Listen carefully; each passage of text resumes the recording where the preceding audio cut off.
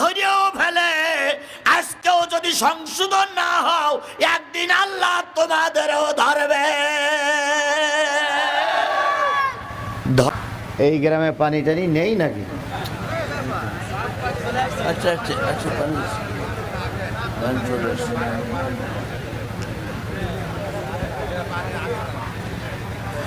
আমার ভাইয়েরা, নবী মুষ্টি বালি নিক্ষেপ করলেন, কাফেরদের চোখে চলে গেল। রাসূল মক্কা থেকে হিজরত করে মদিনায় চলে গেলেন। যাওয়ার পথে নবীর পেটের ভিতরে 2 দিন 3 দিন কোনো খাবার জুটতেছে না।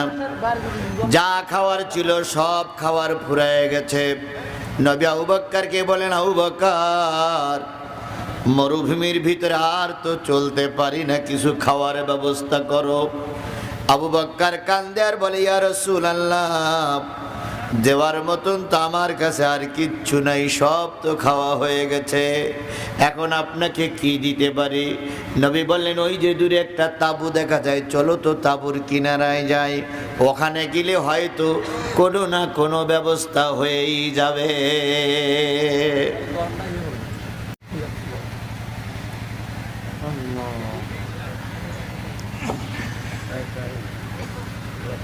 আবু বকর বললেন, ইয়া রাসূলুল্লাহ, যদি ওই বাড়িটা আমাদের শত্রুর বাড়ি হয়?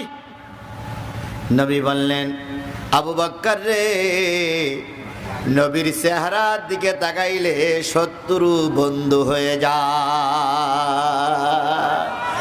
আগের জামানায় নবীর চেহারার দিকে তাকাইলে শত্রু বন্ধু হতো, আর আজকের জামানায় আলেমদের তাকে দিকে তাকায়া কিছু শয়তান ইবলিস শয়তানের রূপ নেয়।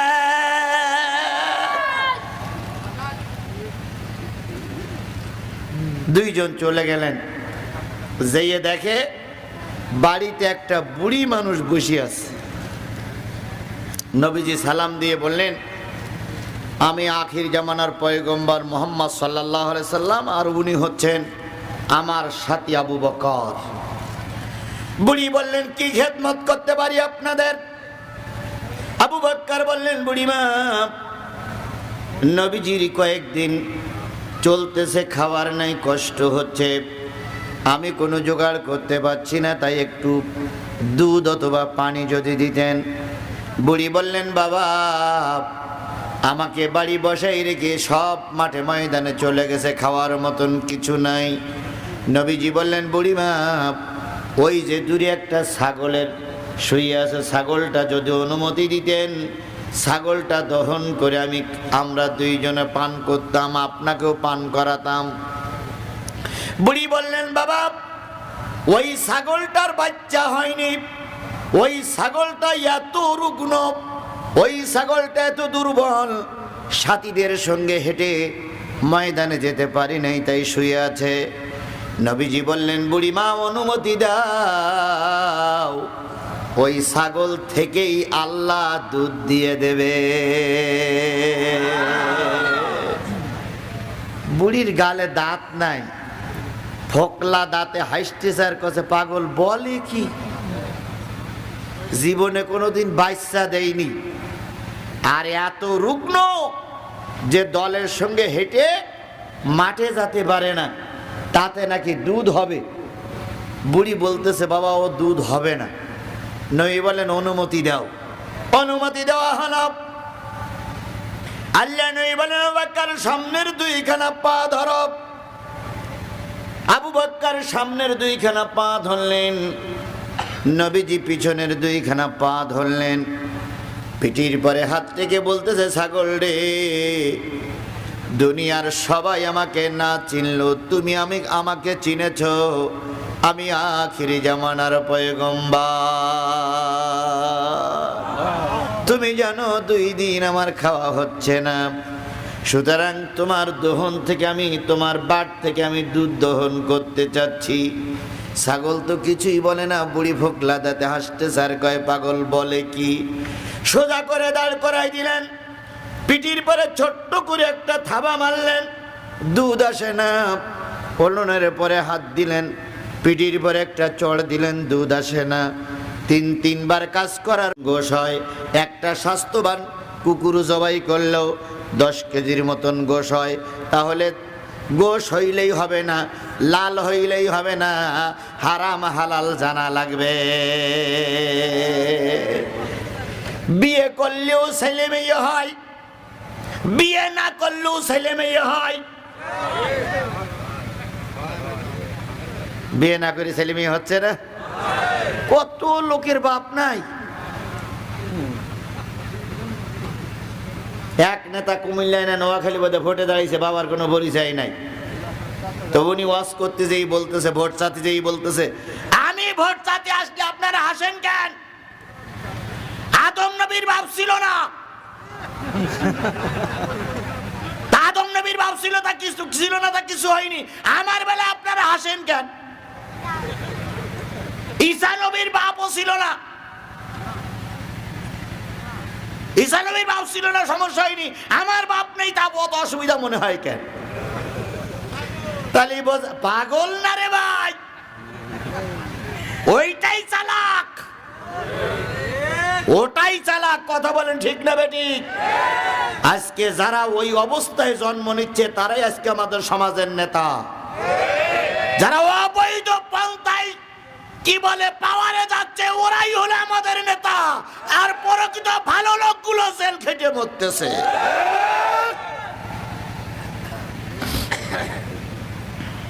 সুতরাং বিয়ে করলেও ছেলে মেয়ে হয়, বিয়ে না করলেও, বিয়ে করার পরে যে ছেলে মেয়ে হয় ওটা হয় বৈধ, ওটা হলো হালাল।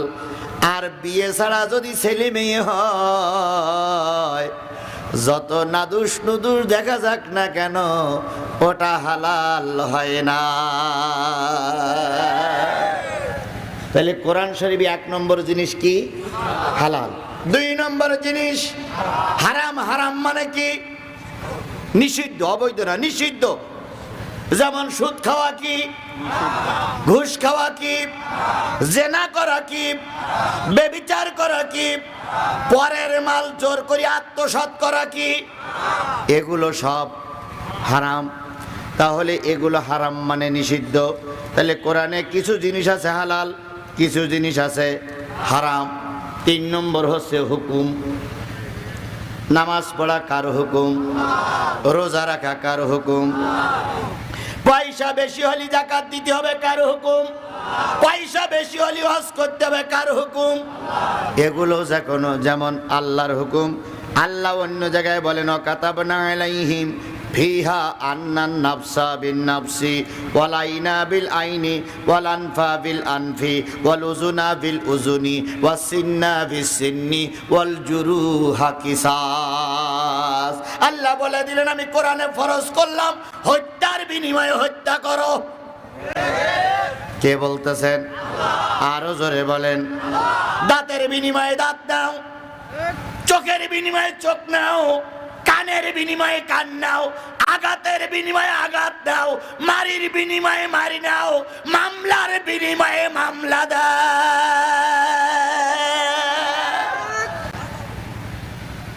কার কথা? এগুলো হলো আল্লাহর হুকুম। কথা বলেন ঠিক না বেঠিক?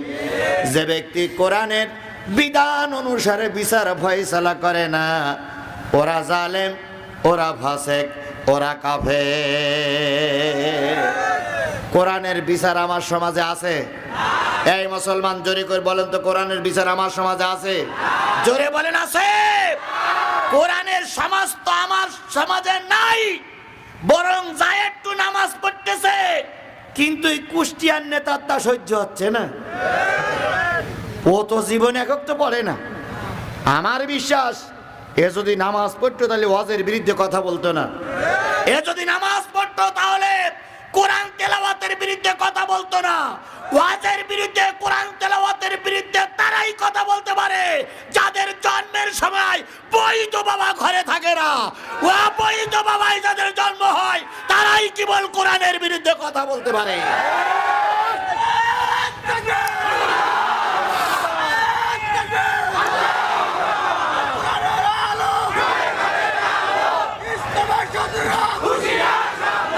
আমার ভাইয়েরা, তাহলে কোরআন দিয়ে যারা বিচার ফয়সালা করে না তারা জালেম ফাসেক কাফের। আজকে জালেম ফাসেক কাফেরের সংখ্যা বেশি। কথা বলেন, জালেম ফাসেক কাফেরের সংখ্যা বেশি।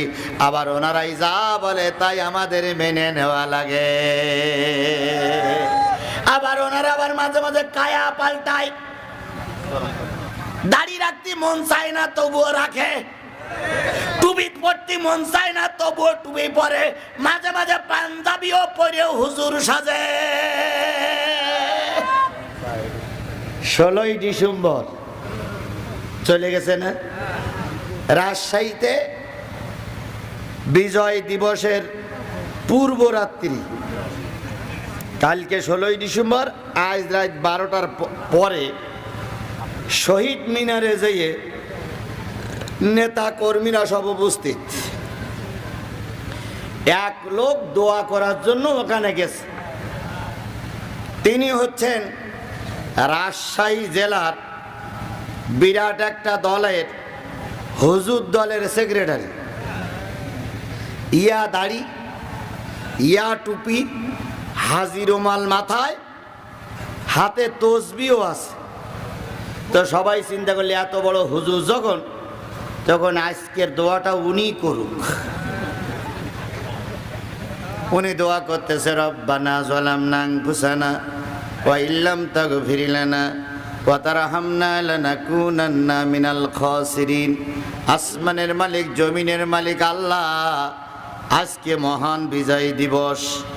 এই মহান বিজয় দিবস আমি দোয়া করতেছি মরহুম প্রেসিডেন্ট মুজিবুর রহমান এবং তার পরিবারের সদস্যদেরকে যারা নির্মমভাবে শহীদ করে দিয়েছে, আল্লাহ তাদের সবাইকে মাফ করে দেয়।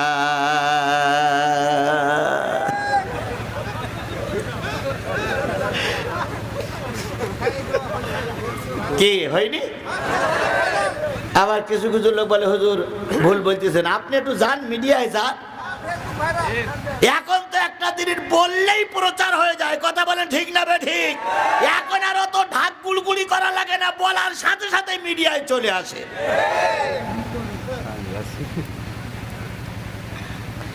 আর পাশে ছিল মেয়র মহোদয়,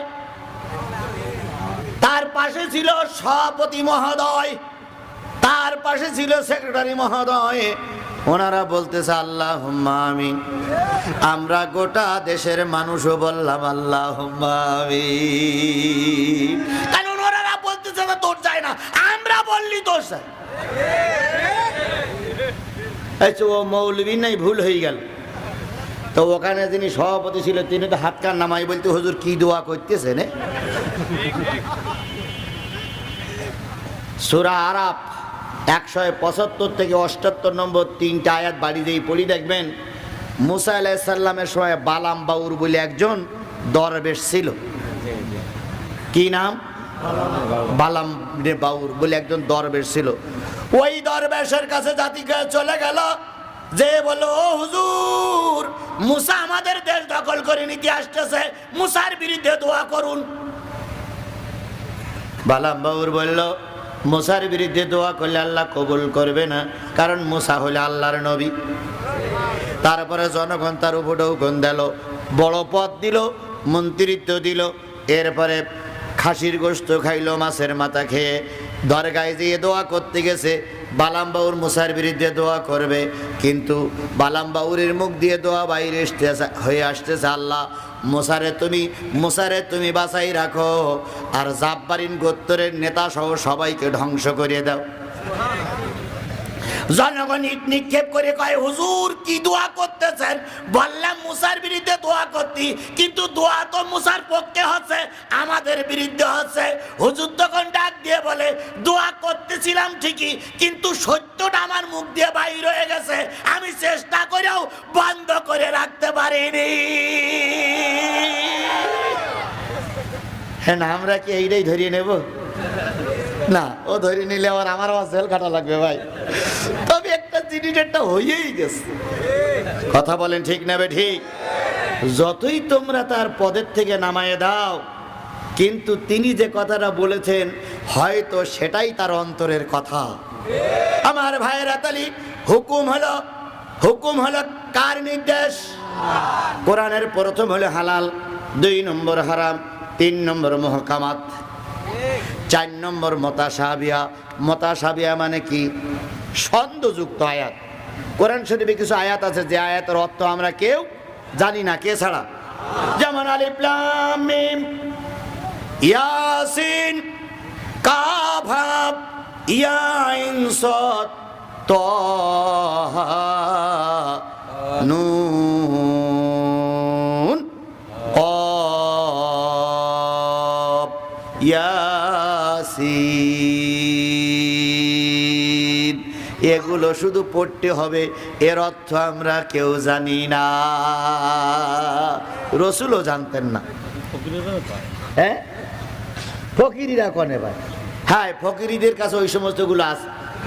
ফকিরিরা কয় যে কোরআন শরীফ মোট 90 পারা, তার ভিতরে 30 পারা পেয়েছে মৌলবীরা, আর 30 পারা পেয়েছে ফকিরিরা, আর 30 পারা নাকি এখনো লহ মাহফুজে আছে, ওগুলো নাকি আসবে।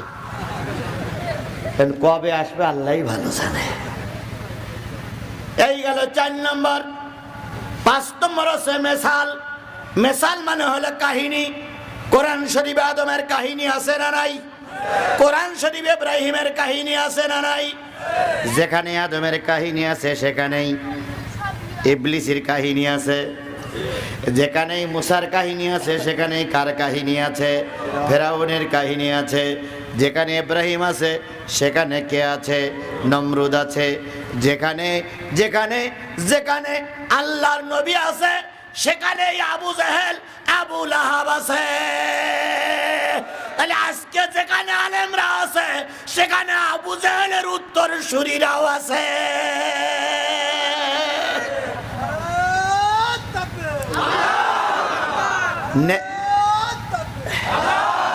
এই যে বাতিটা জ্বলতেছে, কয় তারের সমন্বয়? নেগেটিভ পজিটিভ, দুটো না হলে কি জ্বলবে না? বাতি জ্বলবে না। ঠিক তদ্রূপ ভালো যেখানে থাকবে মন্দ সেখানে থাকবে, যেখানে মন্দ থাকবে সেখানে ভালো থাকবে। তাহলে কোরআন নাজিল হলো কয়টা বিষয়ের উপরে? জোরে বলেন। আমি সেই 5টা বিষয়ের পরে ভিত্তি করে আজকের কোরআন থেকে সূরা আল মায়েদার 67 নম্বর আয়াত তেলাওয়াত করেছি। তেলাওয়াতকৃত কথা বলবো। যতক্ষণ কথা হয় আপনারা কি আমার সঙ্গে থাকবেন? সবাই থাকবেন? সবাই থাকবেন? আল্লাহ পাক সবাইকে শেষ মোনাজাত পর্যন্ত কবুল করুক। সকলে বলুন আমিন। আরো জোরে বলেন আমিন, আরো জোরে আমিন। বন্ধুগণ, জোর করে ওয়াজ শোনানো যাবে না। আপনি যদি ওয়াজ না শোনেন, আমি জোর করে ওয়াজ শোনাতে পারবো না। তবে কপাল যার ভালো সে কোরআনের মাহফিলে বসে, আর কপাল যার খারাপ তারাই কেবল যাত্রার অনুষ্ঠানে যেয়ে বসে। কপাল যার খারাপ তারা রাস্তায় ঘুরে বেড়াচ্ছে, কপাল যার খারাপ তারা বাড়িতে ঘুরে বেড়াচ্ছে। আর কপাল যার ভালো, দেখেন না কি সুন্দর পরিবেশ, মাথার পরে সামিয়ানা, চারিপাশ থেকে যেন ঝড় বাতাস আসতে না পারে, শীত ঢুকতে না পারে। কি বলে, আজকের মাহফিলের কর্তৃপক্ষ কত সুন্দর ব্যবস্থা করেছে। এখানেও যাদের ভালো লাগতেছে না, বুঝতে হবে ওর কপাল পুড়িয়েছে। ওর কি পুড়িয়েছে? আপনাদের কি কপাল পুড়িয়েছে? জোরে বলেন। তাহলে আমি 12টা পর্যন্ত কথা বলবো। এই 12টা পর্যন্ত আপনাদের থাকতে হবে। রাজি আছেন? রাজি আছেন? কারা কারা রাজি আছেন একটু হাত উঁচু করে আল্লাহরে দেখা। আল্লাহ, হাতগুলো উঁচু করে রাখেন। আল্লাহ, আল্লাহ এই হাতগুলো তুমি কোরআনের জন্য কবুল করে নাও। এই হাতগুলো দ্বীনের জন্য কবুল করে নাও। এই হাতগুলো ইসলামের জন্য কবুল করে নাও। এই হাতগুলো দ্বীন কায়েমের জন্য কবুল করে নাও। হাত নামান আমার ভাইরা। হ্যাঁ, ক্যামেরাম্যানরা হাত তুলিনি? ওরা না তুললি যাবে কি করে? ওদের তো থাকাই এমনিও লাগবে। আর মাইকওয়ালা হাত তুললেও থাকা লাগবে, না তুললেও থাকা লাগবে। কারণ আমি না ছেড়ে দিলে মাইকওয়ালা তো যাইতে পারতেছ না। আল্লাহ আমাদের শেষ পর্যন্ত কবুল করুন। কিছু লোকের পেশাব পায়খানা লাগতেই পারে, পারে না? ওগুলো হঠাৎ করে আসে। তবে ইচ্ছা করলে একটু চেপে চুপে থাকা যাবে। আচ্ছা বলেন তো, এই মাহফিলে জন্মের পরের থেকে এই পর্যন্ত 30টা মাহফিল শোনেন নাই? এরকম একটা লোক হাত তোলেন তো, শুধু জন্মের পরের থেকে আমার বয়স 20 বছর, কিন্তু 30টা মাহফিল শুনি নাই, এরকম লোক একটা লোক হাত তোলেন তো, শুধু 30টা মাহফিল শুনিনি এবছর না, সারা জীবনে 30টার বেশি হয়ে গেছে। কথা বলেন ঠিক না বেঠিক? তারেক মনোয়ারের ওয়াজ শুনেছেন আপনারা? কুয়াকাটার ওয়াজ শুনেছেন আপনারা? আপনারা কুয়াকাটারে ব্যাট এলাকার লোক, আমি জানি। আপনারা বিমানে উঠতে দিচ্ছিলেন না?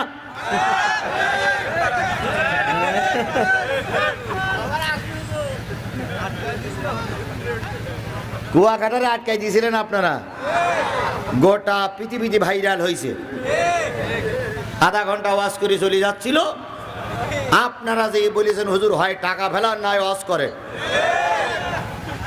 চাটমোহরের লোকের প্রশংসা গোটা বিশ্বময় করেছে, যে চাটমোহরের লোকেরা প্রতিবাদ করেছে।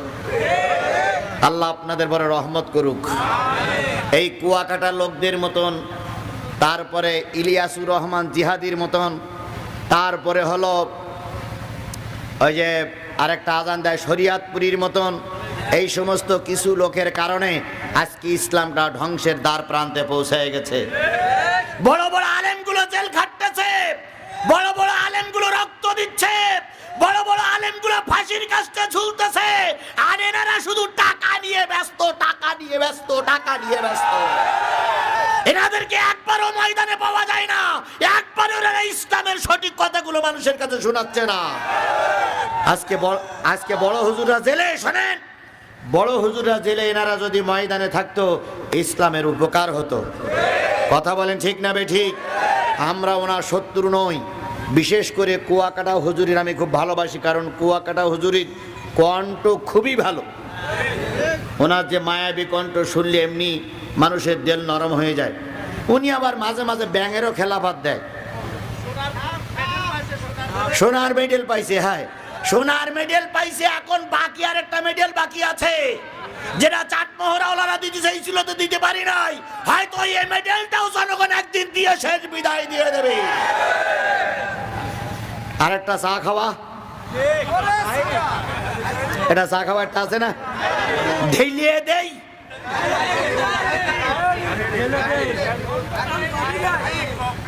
এখানেই ওই মাহফিলে তার সামনে থেকে বলেছে উরে বাটপার, প্রতিবাদ শুরু হয়েছে। কথা বলেন ঠিক না বেঠিক?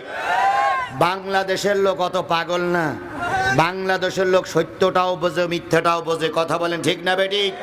হয়তো ক্ষণিকের জন্য গাছ পাগল সাজে, কিন্তু অবশ্যই ভালো মন্দটা বোঝে। একদিন না একদিন খারাপ প্রাণে খারাপ বলে বিদায় দিতে অন্তত কেউ না জানি বাংলাদেশের মুসলমানেরা জানে, তা না হলে দেশ স্বাধীন হলো কি করে? সুতরাং আমি যেটা বুঝাতে চাচ্ছি সেটা হলো, ধর্মের কথা আমরা শেষ পর্যন্ত শুনবো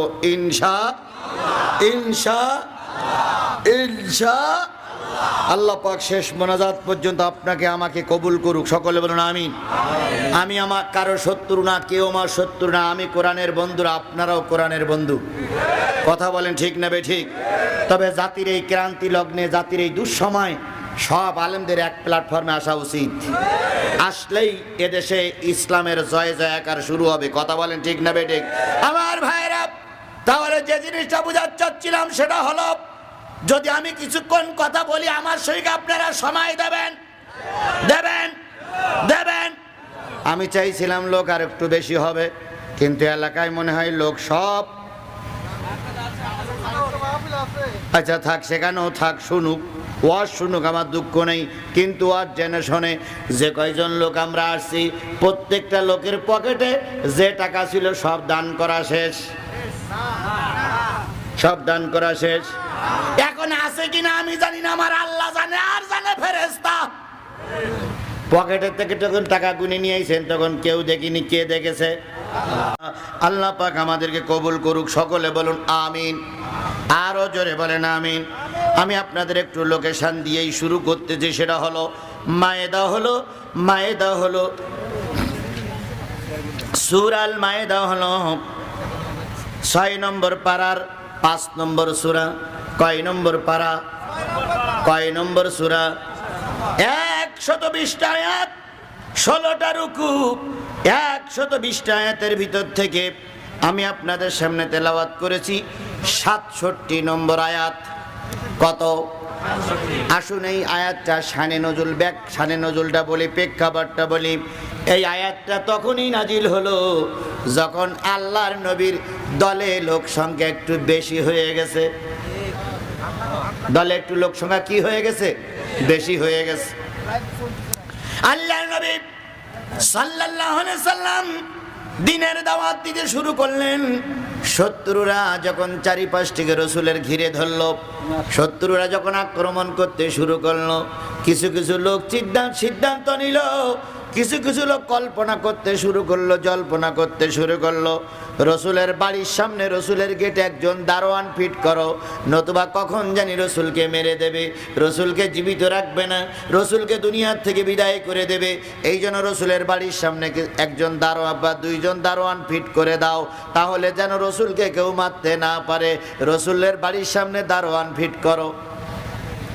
রসুলের বাড়ির সামনে দারোয়ান দেওয়া হলো। আল্লাহ পাক এইটা মেনে নিতে পারলেন না। তুমি নবী, তুমি দারোয়ান দিয়ে হেফাজত করবা, এ অধিকার তোমার কে দিল? আমি তোমাকে প্রেরণ করেছি, আমি তোমাকে হেফাজত করব। কথা বলেন ঠিক না বেঠিক? দারোয়ানের প্রয়োজন নাই, দারোয়ানের প্রয়োজন নাই, দারোয়ান উঠাইয়া দেন। আল্লাহ রাব্বুল আলামিন বলতেছি, আইয়ুহার রাসূল বাল্লিগ মা উনজিলা ইলাইকা মির রাব্বিক, হে আমার নবী, রবের পক্ষ থেকে যা তোমার কাছে দিয়েছি সব মানুষের কাছে পৌঁছায় দাও। ফামা বাল্লাগতা রিসালাতাহু, যদি কম করো অথবা বেশি করো, নবুয়তের দায়িত্ব পালন করা হলো না। সরকার এখন ক্ষমতায় ইসলাম বিরোধী, সেই ভয়তে তুমি মুচড়ে গেছো, সেই ভয়তে তোমার কথাটা কি করে দিয়েছো? স্টপ করে দিয়েছো, বন্ধ করে দিয়েছো। নবী বলেছেন, আফজালুল জিহাদ কালিমাতুল হক ইন্দা সুলতানুন জায়ের, সবচেয়ে বড় জিহাদ হচ্ছে জালেম শাসকের সামনে সত্য কথাটা বলা। ফাল্গুন মাসের কোকিল গান গাওয়া আর কি বলে শ্রাবণ মাসের কোকিল গান গাওয়া এক হয় না। বদরের যুদ্ধের সাহাবী আর মক্কা বিজয়ের পরের সাহাবী, এই দুই সাহাবীর মর্যাদা এক না। এখন তোমার সামনে বিপদ, হক কথা বলো যদি তুমি আল্লাহর পক্ষের সৈনিক হও। কথা বলেন ঠিক না বেঠিক? বলেন তো, বিপদের সময় যে বন্ধু পাশে থাকে ওই বন্ধুর মর্যাদা, আর সুখের সময় যে বন্ধু পাশে এসে কুকু আওয়াজ করে ওই বন্ধু আর বিপদের সময়ের বন্ধু কি এক হয়?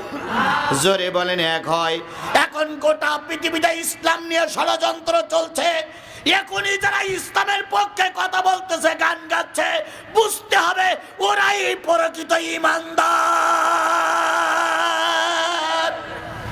আর আজকে যারা মুখ বন্ধ করে রেখেছে, দেখবেন যদি একটু অবস্থার পরিবর্তন হয়, ওদের গানের ঠেলায় আমাদের শ্বাস থাকবে না।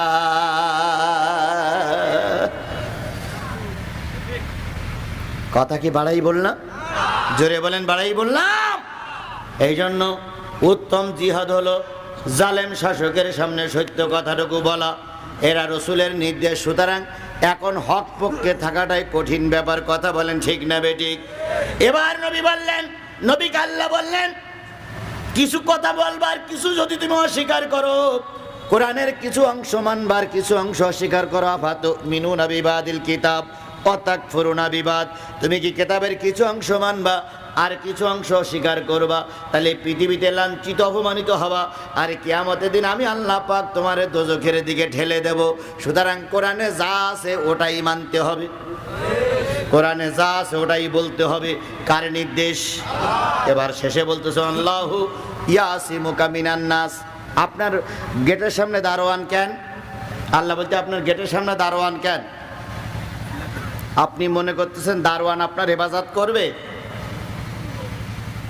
আপনি একটা জিনিস মনে করে রেখেন, কোনো মানুষের উপকারও করতে পারবে না, ক্ষতিও করতে পারবে না। আল্লাহু ইয়াসিমুকা মিনান নাস, মানুষের মুখাপেক্ষী আপনি হবেন না, আপনি মুখাপেক্ষী হবেন কার? জোরে বলেন, মুখাপেক্ষী হবেন কার? তাহলে আপনি আমি যদি ইমানদার হই, কার মুখাপেক্ষী হব? আল্লাহু লা ইয়াহদিল কওমাল কাফিরিন। জেনে রেখো, কাফের সম্প্রদায়কে আল্লাহ কখনো হেদায়েত দেয় না। তাহলে আল্লাহর নবীকে নির্দেশ করছি, ইয়া আইয়ুহার রাসূল বাল্লিগ মা উনজিলা ইলাইকা মির রব্বিক, হে আমার নবী, রবের পক্ষ থেকে যা আসছে সব মানুষের কাছে কি করে দাও? হ্যাঁ মুসলমান, কথা বলেন, কি করে দাও? আচ্ছা, এই আয়াতটার হুকুম কি এখনো চালু আছে? কথাবার্তা বুঝে শুনে বলেন, এই আয়াতটার হুকুম কি এখনো চালু আছে? তাহলে আল্লাহ যেন বলতেছে ইয়া আইয়ুহান নাস, এখানে আছে কি ইয়া আইয়ুহার রাসূল, কিন্তু আল্লাহ যেন গোপন ভাবে বলতেছে ইয়া আইয়ুহান নাস বাল্লিগ মা উনজিলা ইলাইকা মির রব্বিক। অথবা আল্লাহ জানে এমন করে বলতেছে ইয়া আইয়ুহাল উলামা, হে বাংলাদেশের পৃথিবীর আলেম সম্প্রদায়, তোমাদের কাছে যে অক্ষত কোরআন আছে, এই কোরআনের কথা সব মানুষের কাছে পৌঁছায় দাও। ফামা বাল্লাগতা রিসালাতাহু, যদি কম করো অথবা বেশি করো, রসুলের দায়িত্ব যেমন পালন করা হলো না, ও আলেমেরা জেলের ভয়ে, জুলুমির ভয়ে, জরিপানার ভয়ে, ফাঁসির মঞ্চে ওঠার ভয়ে যদি তোমরা কোরআনের কথা কম করো অথবা বেশি করো, তোমাদের আলেমের দায়িত্ব পালন করা হচ্ছে না।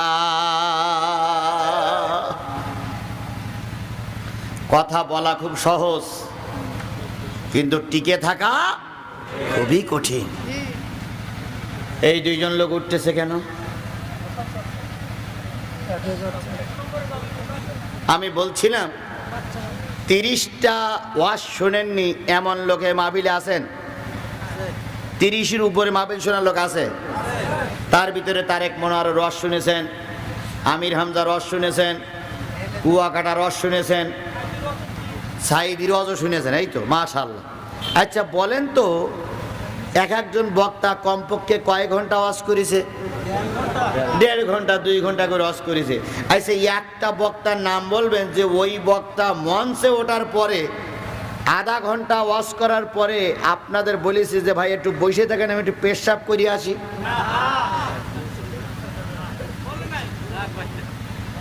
কইছে কোন বক্তা বলিছে? আপনারা বলেন, মুরব্বীরা বলেন, বলিছে কোনোদিন? বলিছে? তাহলে বক্তাদের পেশাব লাগে না, আপনাদের এত 1 নম্বর থাকে কেন?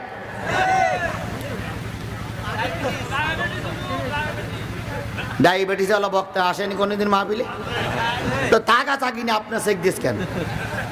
1-1.5 ঘন্টা বসে থাকা কোনো ব্যাপারই না। আল্লাহর হস্তে দয়া করে, আল্লাহর হস্তে দয়া করে আর মাত্র 50টা মিনিট সময় বসা লাগবে। আল্লাহ কবুল করুন। আমি যে জিনিসটা বোঝাতে চাচ্ছিলাম সেটা হলো, কোন মানুষের ভয়ে, জেলের ভয়ে, জুলুমের ভয়ে, তারপরে ফাঁসির ভয়ে যদি কোরআন বলা বন্ধ করো, এই পৃথিবীতেও লাঞ্ছিত হবা, পরকালও অপমানিত হয়ে জাহান্নামে যাওয়া লাগবে। মরণ হবে না, মরবেন না। একটা লোক হাত তোলেন। ফেরাউন গেছে না আছে? জোরে বলেন, ফেরাউন গেছে না আছে? ফেরাউন তো অনেক বছর রাজত্ব করলো, কিন্তু ফেরাউনের মতন লোকের কি হতে হয়েছে? চলে যেতে হয়েছে। নমরুদ গেছে না আছে? এই নমরুদও যেমন গেছে, আদি পিতা আদম আলাইহিস সালাম 950 বছর পরে আদম আলাইহিস সালাম গেছে, নূহ আলাইহিস সালাম গেছে, ইদ্রিস আলাইহিস সালাম গেছে, সুলাইমান পয়গম্বর গেছে, আমার নবীও গেছে। আপনাকে আমাকেও কবরে যাওয়া লাগবে। যদি মরার থেকে পরিত্রাণ পাওয়া দিত তাহলে না গুলুঝুলু করে কেটে উঠতাম, কিন্তু মরার থেকে বাঁচার তো কোনো লাইন নেই। কথা বলেন ঠিক না বেঠিক? তাহলে গুলুঝুলু করে লাভটা কি? তাহলে এবার শোনেন, আল্লাহ নবীকে বললেন, নবী যা আছে সব মানুষের কাছে কি করে দাও? পৌঁছায়া দাও। বলুন তো, নবী যখন কালেমার দাওয়াত দিয়েছেন, অবস্থাটা ভালো ছিল না খারাপ ছিল? কেমন খারাপ? ডাইনে কোনো লোক নাই, বামেও কোনো লোক নাই, পিছনেও কোনো লোক নাই, সামনেও কোনো লোক নাই। তকবীর দেওয়া তো দূরের কথা, নবীকে মেরেছে, নবীর সামনে দাঁড়িয়ে দেখার মতন লোক কেউ ছিল